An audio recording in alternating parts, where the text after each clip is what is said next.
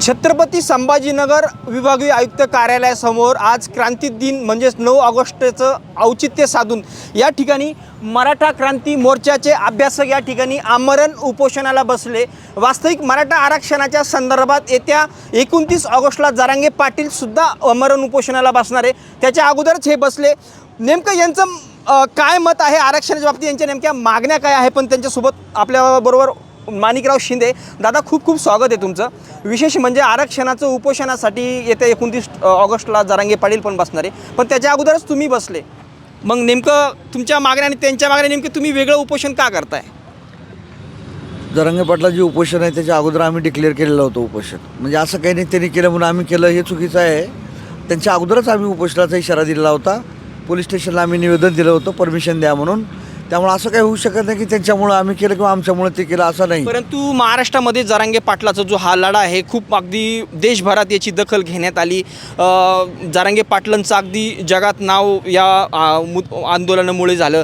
आता ते 29 ऑगस्टला परत पण उपोषणाला बसणार आहे, परंतु तुम्ही याच्या अगोदर उपोषणाला बसण्यामुळे एक वेगळा मेसेज पण महाराष्ट्रामध्ये जातो।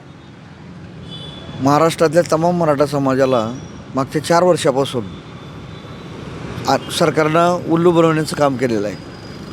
मराठा समाजाला आरक्षण मिळालं, मराठा समाजाला अमुक मिळालं, मराठा समाजात तमुक मिळालं, असं सरकारनं जाहीर केलं। आम्ही 2 वेळेस गुलाल उधळला, 2 वेळेस मी पेढे खाल्लीत, फटाके फोडले। अत्यंत आनंद झाला की बाबा आपल्या गोरगरीब मराठ्याला आरक्षण मिळालं।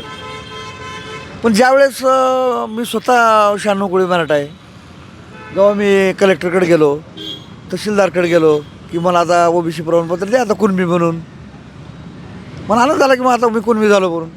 पण ज्यावेळेस मी त्यांच्याकडे गेलो त्यावेळेस त्यांनी मला प्रश्न विचारला, तुमची वंशावळी आहे का, कुणबी म्हणून कुठे दाखला आहे का? तो मला धक्का बसला।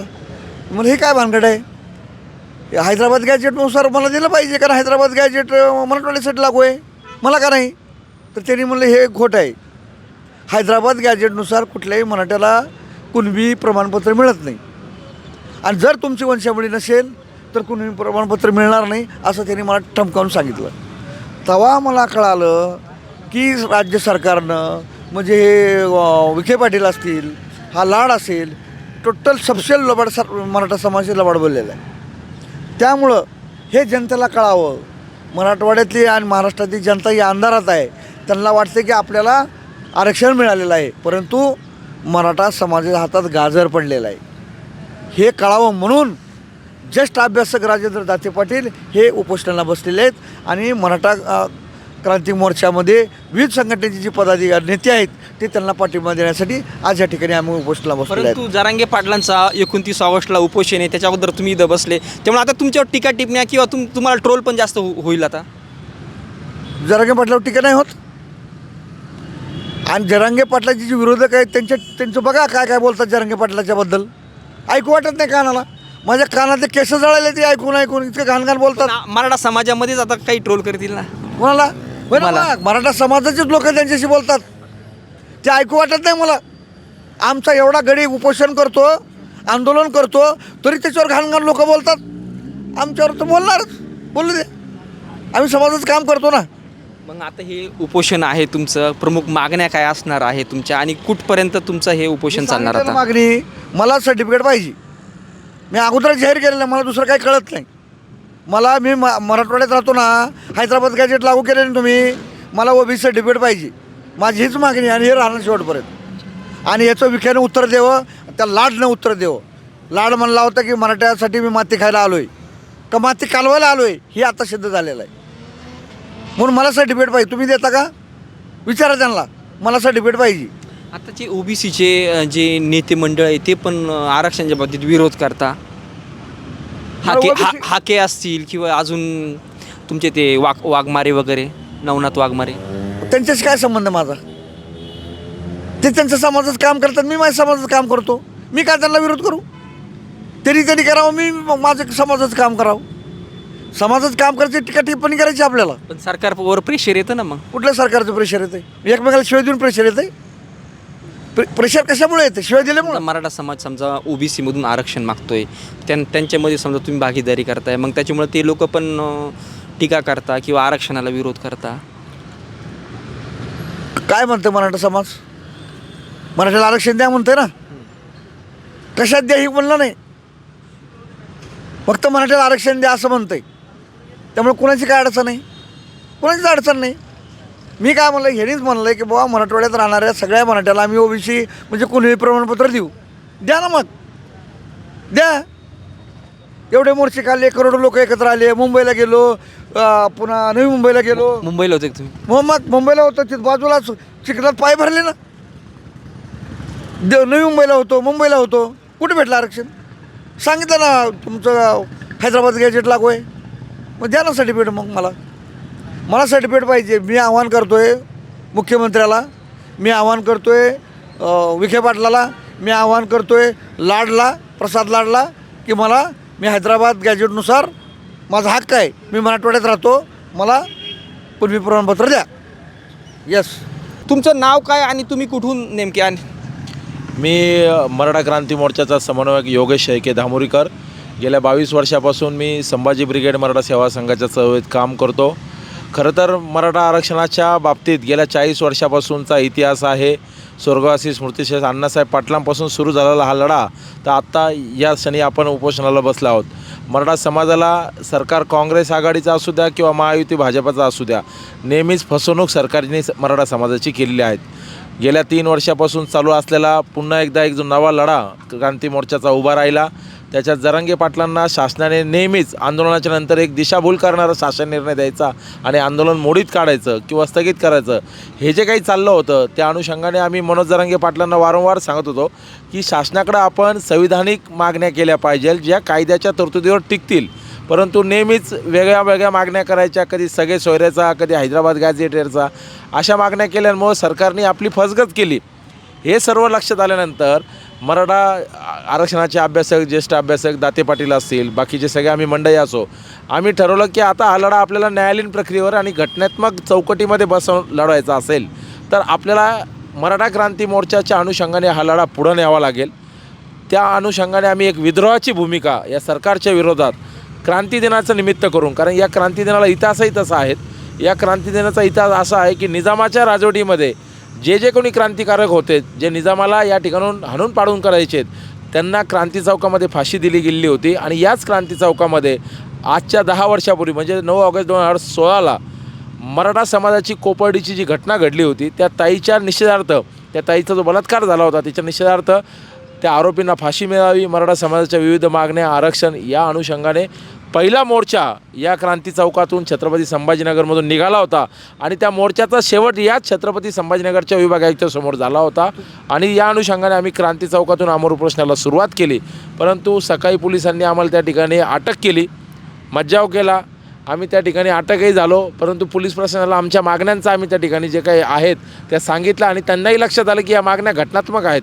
मग त्यांनी आम्हाला विभाग आयुक्तांच्या परवानगीने या ठिकाणी विभाग आयुक्त कार्यालयासमोर आता आमरण उपोषणाची जी काही परवानगी दिली आहे त्याच्यानुसार आम्ही प्रमुख नेमक्या मागण्या काय आहे? हे समाजाच्या खरं तर प्रमुख मागणी सगळ्यात मोठी आहे गेल्या 40 वर्षांत, ती आहे आरक्षण.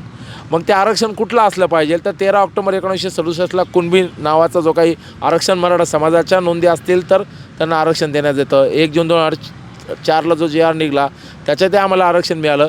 पण मराठा म्हणून ज्यांच्या कोणाच्या नोंदीच सापडत नाही पूर्वजांच्या कुणबी म्हणून, मग अशा मराठा समाजाला कुठलं आरक्षण मिळालं पाहिजे तर ते घटनात्मक आरक्षण मिळालं पाहिजे. 2013ला आलेल्या नारायण राणे समितीने आम्हाला SCBCचं आरक्षण दिलं. नंतर गायकवाड आयोगाच्या माध्यमातून देवेंद्र फडणवीसांनी ESBCचं आरक्षण दिलं. आणि आता शुक्रे कमिशनने पुन्हा SCBCचं आरक्षण दिलं. आणि हे सगळे आरक्षण घटनात्मक पातळीवर सुप्रीम कोर्टात जाऊन चॅलेंज झालेत, ते टिकले नाहीत. आताही मुंबई हायकोर्टामध्ये ते आरक्षण शुक्र आयोगाने दिलेलं आरक्षण चॅलेंज झाले आहेत. मग आमचं म्हणणं आहे की घटनात्मक पातळीवर टिकणारं मराठा समाजाला जे आरक्षण आहे ते 50%च्या आत दिलं गेलं पाहिजे. याच्याकरता शाश्वत आरक्षणाचा लढा या टायटलखाली आम्ही आता या भूमिकेतून या ठिकाणी आमरण उपोषणाला बसलेलो आहोत. ही आमची मूळ आरक्षणाची मागणी झाली. त्याचबरोबर आता सरकारने SCBC धारक विद्यार्थ्यांना OBC प्रमाणे सवलती लागू करू म्हणून एक JR 30 मेला जरांगे पाटलांच्या हातात दिला, परंतु त्या लागू झाल्यात का तर लागूच झाल्या नाहीत. त्या आरक्षणाच्या ज्या शासन निर्णय निघाला OBC सवलत त्याच्यातच त्यांनी संदर्भ दिलेत आणि त्या त्रुटीमध्ये मराठा समाजाच्या विद्यार्थ्यांना लाभ होत नाहीत. म्हणून आमची दुसरी मागणी आहे की OBC प्रमाणे ज्या OBCंना शैक्षणिक अर्थ आहेत, ज्या सवलती आहेत, मग 11वी 12वीला शैक्षणिक भत्ते असतील, वसतिगृहाचा निधी असेल, त्याच पद्धतीने परदेशात जाण्याकरता OBCंना ज्या सवलती असतील, स्वायत्त विद्यापीठांमध्ये शैक्षणिक अर्थ जे आहेत, मग वैद्यकीय, तांत्रिक, अभियांत्रिकी शिक्षणासाठी फी सवलत असेल, स्कॉलरशिप असतील, या सर्व आमच्या SAVC धारक विद्यार्थ्यांना लागू व्हाव्यात, ही आमची दुसरी मागणी आहे. तिसरी मागणी आमची अशी आहे की ज्या आरक्षणकर्त्यांनी, आंदोलनकर्त्यांनी मराठा समाजासाठी बलिदान दिलं, त्यांच्या कुटुंबाला शाश्वत अशी शासकीय नोकरी, त्याचबरोबर त्यांना आर्थिक मदत. चौथी मागणी आमची अशी आहे की सारथी संस्था जी निर्माण केली, मराठा क्रांती मोर्चाचं सर्वात मोठं यश आहे की सारथी संस्था आपण निर्माण केली. त्याच्यातून विद्यार्थ्यांना जी काही फेलोशिप मिळते किंवा परदेशात जाण्यासाठी जे काही निधी मिळतो, त्या निधीची तुटवडा भासतो आहे आणि त्याच्यामुळे विद्यार्थी संख्या वाढत नाहीत. त्याच्याकरता सारथी संस्थेला 5,000 कोटीचा निधी देण्यात यावा आणि त्याच्यामध्ये टप्प्याटप्प्याने वाढ करण्यात यावी. अण्णासाहेब पाटील आर्थिक विकास महामंडळ मराठा क्रांती मोर्चातून पुन्हा पुनर्जीवित झालं, त्याला 10,000 कोटीचा निधी देण्यात यावा, ही आमची एक मागणी आहे. 6वी मागणी आमची अशी आहेत की ज्या बांधवांनी बलिदान दिलं त्या बांधवांच्या स्मरणार्थ हुतात्मा काकासाहेब शिंदेंचं कायगावला स्मारक आहेत, तिथे 1 एकर जागा मराठा समाजाच्या या हुतात्म्यांकरता स्मारकार्थ द्यावी. 5 कोटी रुपयाचा निधी त्या स्मारक उभारणी करता द्यावा. ही मंजुरी 2019ला देवेंद्र फडणवीसांनी, त्यानंतर उद्धव ठाकरेंनी आणि एकनाथ शिंदेंनी दिलेली आहे, परंतु त्याचं काम सुरू होत नाही, त्याची मंजुरीसाठी जागा अलॉटमेंट होत नाहीत. ही 6वी मागणी आहे. आणि 7वी मागणी आमची जी काही आहे ती मराठा समाजाच्या 2014पासून नानांनी जे आरक्षण दिलं होतं तेव्हापासून ज्या विद्यार्थ्यांनी वेगवेगळ्या शासकीय ज्या काही नियुक्त्या आहेत किंवा जे काय उमेदवारांनी अर्ज केले होते त्यांच्या नियुक्त्या रखडलेल्या आहेत, त्या सर्व विद्यार्थ्यांना, त्या उमेदवारांना तात्काळ त्या दिनांकापासून नियुक्ती देण्यात यावी. म्हणजे आमच्या मराठा समाजातल्या जो काही मुख्य मागण्या आहेत, या 7 मागण्या आम्ही घेऊन बसलेलो आहोत. आणि बाकीच्या जे काही जरांगे पाटलांना असतील किंवा विविध आंदोलन करणाऱ्या, स्थानिक पातळीवर आंदोलन करणाऱ्या कार्यकर्त्यांच्या मागण्या असतील, याचा अभ्यासपूर्ण विचार करून आम्ही विभाग आयुक्त, माननीय मुख्यमंत्री, माननीय मराठा आरक्षण उपसमितीचे अध्यक्ष यांना आम्ही एक निवेदन दिले आहेत. परंतु त्या निवेदनावर गेल्या महिन्याभरापासून काहीच दखल घेतली नाही. आज जात वैधता प्रमाणपत्र रद्द होत आहेत, मराठा OBC वाद लागतो आहेत. या अनुषंगाने एक चांगले ज्येष्ठ अभ्यासक, आत्तापर्यंत आंदोलकांनी आंदोलन केलं, आता नेतृत्व करतायत ज्येष्ठ अभ्यासक दाते पाटील, आणि आम्ही त्यांच्यासोबत सगळे तरुण बांधव आम्ही या उपोषणाला बसलेलो आहोत. दुसरा एक विषय, 29 ऑगस्टपासून जरांगे पाटील पण आमरण उपोषण करताय. तत्पूर्वी तुम्ही आता आमरण उपोषणाला बसलेले आहे. समाजामध्ये एक वेगळा मेसेज जातो. नाही, समाजात काही वेगळा मॅसेज गेला नाहीत. सरकारच्या वतीनं आणि ज्यांना कोणाला जातीवाद निर्माण करायचा आहे, हे फेक अकाउंट तयार करतात सोशल मीडियावर, वेगवेगळे नेरेटिव्ह पसरवतात. ॲक्च्युली मनोज जरांगे पाटलांना माहिती ना की आम्ही गेल्या 20-25 वर्षापासून काम करतो. प्राध्यापक माणिकराव शिंदे सर असतील, हे 27-28 वर्षापासून काम करतात. यांचे जे जरांगे पाटील कार्यकर्ते होते, ज्येष्ठ अभ्यासक दाते पाटील 40 वर्षापासून लढा देत आहेत. मी 22 वर्षापासून काम करतो आहेत. जरांगे पाटलांच्या प्रत्येक जरांगे पाटील म्हणजे 3-4 वर्षापासून किंवा मला वाटतं बऱ्याच वर्षापासून आता आरक्षणासाठी लढा लढत आहे. समाज पण त्यांच्या पाठीमागे एवढ्या मोठ्या प्रमाणात आहे. मग तुम्ही वेगळं उपोषण करता. तुम्हाला 29 ऑगस्टला जरांगे पाटलांनी जे आंदोलन डिक्लेअर केलं ते आत्ता 4-5 दिवसापूर्वी डिक्लेअर केलं. आम्ही महिनाभरापूर्वी मराठा क्रांती मोर्चाने 30 मेला ज्यावेळेस जरांगे पाटील उठले उपोषणाहून, त्याच्यानंतर आम्ही सातत्याने शासकीय कागदपत्रांचा पाठपुरावा करत होतो. जरांगे पाटलांशी पण संवाद साधत होतो की पाटील 30 मेला दिलेली SOP आणि 2 सप्टेंबरला GR आहे, काही नवीन काही नाही आहेत, हे सगळं जुनंच आहे, फक्त शब्दांचा खेळ करून तुमच्या हातात दिले आहेत. आणि आमचा माणूस जर का सातत्याने उपोषण करतोय, त्याच्या शरीराची चाळणी करतोय आणि सरकार जर का त्याची दिशाभूल करत असेल, तर ज्यांना त्याच्यातलं कळतं त्यांनी एक विद्रोहाची भूमिका घेतली पाहिजे. आम्ही पाटलांना ते समजून सांगितलं, त्यांच्याकडे जाऊन त्यांना त्याबद्दल बोललो. पाटला तर आमच्यात कुठलाही मतभेद नाही, मनभेद नाहीत. तो जो लढा देत आहेत तो पण न्यायाचा आहे आणि हा जो लढा आहे हा न्यायपालिकेमध्ये असलेल्या आरक्षणाचा, त्याचबरोबर समाजाची सरकारने जी दिशाभूल केली हे जर का आम्हाला समजत असेल तर आम्ही ते पाटलांना सांगितलं असेल आणि पाटलांना त्याच्या पद्धतीची जर का भूमिका घेता येत नसेल तर आम्ही घरात बसलो पाहिजे का? आम्ही लढावे कार्यकर्ते आहेत. ठीक आहे, लोक ट्रोल करतील, काय काय बोलायचं बोलतील, पण जर का क्रांती करायची असेल तर छत्रपती शिवरायांचे आम्ही मावळे सांगत असेल. शिवरायांनी त्या काळात विद्रोह केला, क्रांती केली आणि स्वराज्य निर्मिती केली. आम्ही जरांगे पाटलांचे मित्र आहोत, जरांगे पाटील आमचे मित्र आहेत. अनेक लढे उभे राहिले पाहिजे, सरकारची चारी बाजूनी कोंडी केली पाहिजे, तर समाजाला काहीतरी शाश्वत मिळेल असं आम्हाला वाटतं. काही लोक तुम्हाला ट्रोल पण करतील समाजामधलेच. हो, नक्कीच केलं पाहिजे. जोपर्यंत ते ट्रोल करत नाही तोपर्यंत समाज जो घरात बसला आहे तोपर्यंत तो विद्रोह करणार नाही आणि रस्त्यावर येणार नाहीत. मी त्या ट्रोल करणाऱ्या बांधवांना विनंती करतो की अजून ट्रोल करा, आम्हाला जे जे म्हणायचं ते म्हणा, पण समाजाचा लढा जिवंत ठेवा, कारण ट्रोल करणारेच हा लढा सर्वसामान्यापर्यंत पोहोचवणार आहेत. म्हणून त्यांना शुभेच्छा देतो.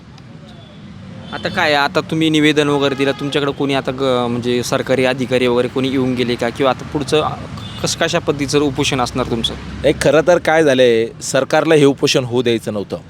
कारण की दाते पाटलांनी यापूर्वी मागच्या 1 वर्षापूर्वी माननीय मुख्यमंत्री देवेंद्र फडणवीस साहेबांना मराठ्यांना शाश्वत आरक्षण कसं मिळेल याचं PPT प्रेझेंटेशन 47 मिनटं मुख्यमंत्र्यांसमोर केलं होतं.